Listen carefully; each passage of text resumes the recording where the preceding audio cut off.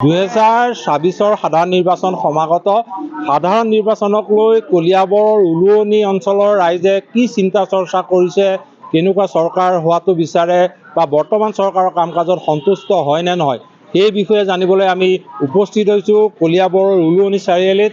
ইয়াত আমাৰ লগত কেইবাগৰাকীও লোক আছে, তেওঁলোকৰ পৰা আমি জানিম যিহেতু 2024 সাধাৰণ নিৰ্বাচনক লৈ আপুনি কাৰ চৰকাৰ বিচাৰে?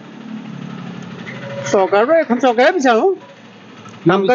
কাম কাজখিনি ভাল কৰিব লাগে আৰু আগতকৈ, আৰু ন্যায়সংগতভাৱে বিচাৰ বিবেচনা কৰিব লাগে সকলোখিনি।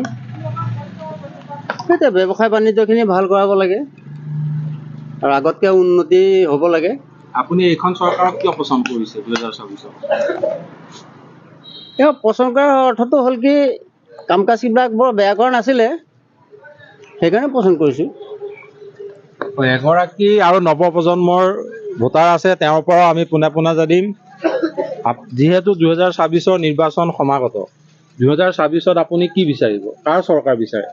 চৰকাৰ এখনেই থাকক, ভালেই, ভাল কাম কৰি আছে, গোটেইখিনি কৰি আছে। এতিয়া এইখন চৰকাৰ থকাটোৱে ভাল। কিয় ভাল? কাৰণ যি য'ত এতিয়া ধৰক ADREৰ পৰা আদি কৰি গোটেইখিনিতো ভাল কামেই কৰি আছে বৰ্তমান। যিখিনিয়ে ধৰক চাকৰি পাবলগীয়া আছিলে সেইখিনি ভালকৈ চাকৰিখিনি পাইছে। তো বাকী জুবিনৰ ন্যায়টোৱে হওক বা বেলেগ যিয়েই হওক সেইখিনি কৰি আছে ঠিকমতে, আৰু ভালকৈ কৰি যাওক, সেইটোৱে আৰু ঠিকমতে কৰি গ'লেতো চব ঠিকেই থাকিব। এনেদৰেই এগৰাকী নৱপ্ৰজন্মৰ ভোটাৰে তেওঁৰ প্ৰতিক্ৰিয়া ব্যক্ত কৰিলে। আমাৰ লগত আৰু এগৰাকী লোক আছে, তেওঁৰ পৰাও পোনে পোনে জানিম। যিহেতু 2024 সাধাৰণ নিৰ্বাচন সমাগত, 2024 আপুনি কাৰ চৰকাৰ বিচাৰিব? আমাৰ লগত আৰু এগৰাকী লোক আছে, তেওঁৰ পৰাও পোনে পোনে জানিম। যিহেতু 2024 সাধাৰণ নিৰ্বাচন সমাগত, 2024 আপুনি কাৰ চৰকাৰ বিচাৰিব? কাৰ চৰকাৰ বিচাৰিব? হিমন্তক বিচাৰোঁ। কাম ভাল কৰিছে। শান্তিৰ কাৰণেই একো নাপালেও বিজেপি চৰকাৰখনেই আকৌ অসমত শাসনৰ গাদীলৈ অহাটো বিচাৰিছে।